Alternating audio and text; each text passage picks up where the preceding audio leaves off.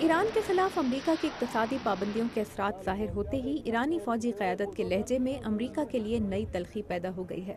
ایران نے حال ہی میں خلیجی ملکوں سے تیل کی رسد کی اہم راہداری ہرمز کے قریب اپنی بحری مشقیں مکمل کی ہیں اور دھمکی دی ہے کہ اگر مغربی ملکوں نے ایرانی تیل کی برآمد پر پابندیاں عائد کیں تو تہران اس راہداری سے تمام عالمی بحری نقل و حمل پر پابندی لگا دے گا۔ ریپبلکن پارٹی کی صدارتی نامزدگی جیتنے کے خواہش مند مٹ رومنی اوباما انتظامیہ کی ایران پالیسیوں کے حامی نہیں۔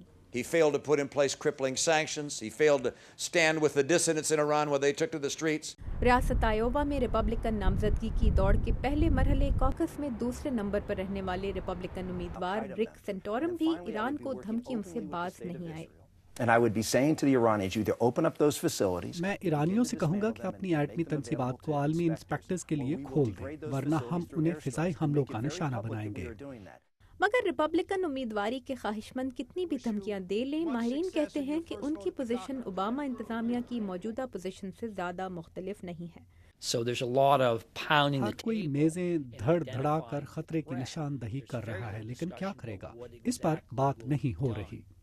لیکن ایسا بھی نہیں کہ تمام ریپبلکن امیدوار ایران کے خلاف فوجی کارروائی ہی چاہتے ہوں۔ If we overreact and participate in bombing Iran, we're looking for a lot more trouble.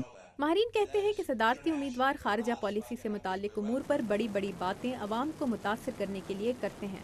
Jennifer لولیس American university میں سیاسیات پڑھاتی ہیں۔ Iran is an unknown and we don't know what their nuclear Iran کے بارے میں کوئی زیادہ نہیں جانتا، ہمیں نہیں معلوم ان کی ایٹمی صلاحیت کتنی ہے۔ گویا ریپبلکن امیدواروں کے لیے ایک اچھا موقع ہے کہ وہ اپنے ووٹروں کو رام کرنے کے لیے کوئی بھی نعرہ لگا دیں۔ لیکن امریکہ میں ایسے ایرانی بھی ہیں جن کے خیال میں ریپبلکن پارٹی کے کیمپ سے اٹھنے والی ایران مخالف آوازیں کچھ زیادہ ہی بلند ہیں۔ جمال عبدی نیشنل ایرانین امریکن کونسل کے پالیسی ڈائریکٹر ہیں۔ What bellicosity, what saber rattling. وہ کیا حالات ہیں جو آپ کو ایسی خود اعتمادی دے رہے ہیں کہ وہ فوجی حل اور جنگ کی باتیں کر رہے ہیں؟ عبدی چاہتے ہیں کہ ایران کے خلاف سخت پابندیاں عائد کرنے کی پالیسی سے گریز کیا جائے اور بات چیت کا راستہ اپنایا جائے، لیکن ان کے خیال میں 2012 میں شاید ایسا نہ ہو سکے کیونکہ یہ سال امریکہ میں اگلے صدارتی انتخاب کا سال ہے۔ میریڈتھ پیول کے ساتھ تابندہ نعیم، اردو VOA۔